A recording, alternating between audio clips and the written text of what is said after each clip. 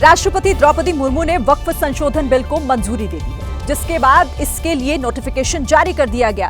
दूसरी तरफ मुस्लिम personal law board 11 अप्रैल से बिल के विरोध में बड़ा आंदोलन छेड़ने की तैयारी में है।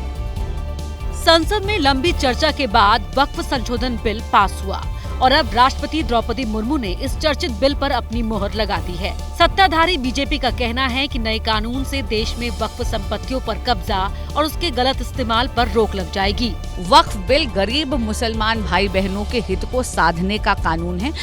अगर विपक्ष सुप्रीम कोर्ट जा रहा है इसको लेकर तो देखिए वो उनका अधिकार है, उस पर मैं टिप्पणी नहीं करूंगी, लेकिन एक वकील होने के नाते आपको इतना जरूर कहूंगी कि जुडिशियल स्क्रूटनी के बाद भी सर्वोच्च न्यायालय यही पाएगा कि ये बिल कॉन्स्टिट्यूशनल है।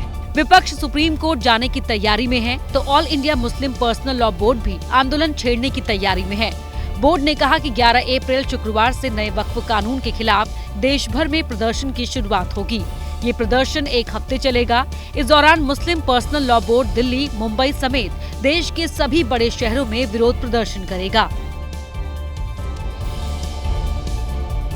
तो एक तरफ वक्फ पर मुस्लिम पर्सनल लॉ बोर्ड प्रदर्शन की तैयारियों में जुटा हुआ है, तो दूसरी तरफ विपक्ष भी वक्फ बिल पर पीछे हटने के मूड में नहीं दिख रहा है। आरजेडी नेता तेजस्वी यादव ने इस कानून को कूड़ेदान में फेंकने की बात कहकर सियासी तपिश बढ़ा दी है।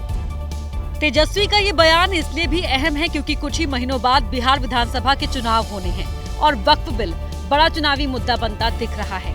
किसी भी कीमत पे इस बिल को हम लोग बिहार में लागू नहीं होंगे। कूड़ेदान में ये बिल को फेंका जाएगा हमारी सरकार जब बनेगी। तेजस्वी के बयान के विरोध में बिहार बीजेपी के नेता भी उतर पड़े। बीजेपी ने कहा कि तेजस्वी सरकार बनाने के कोरे सपने देख रहे हैं।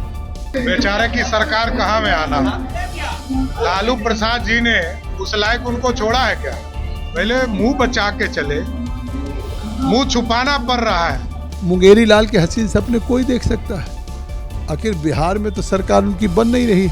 ये कानून भारत की पार्लियामेंट का है, बिहार में उनको बहुमत नहीं मिल रहा है। बिहार के बाहर तेजस्वी कहीं है नहीं। बता दें कि बिहार में 18% मुस्लिम आबादी है। 47 सीटें ऐसी हैं जहां मुस्लिमों की तादाद 50% है। इसीलिए महागठबंधन नए वक्फ कानून को मुद्दा बनाकर उसे भुनाने की कोशिश कर रहा है।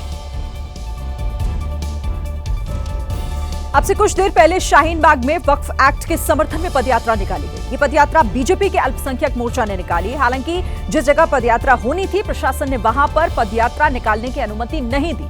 पदयात्रा की खबर के बाद शाहीन बाग में बड़ी संख्या में पुलिस और आरएएफ के जवानों को भी तैनात किया गया।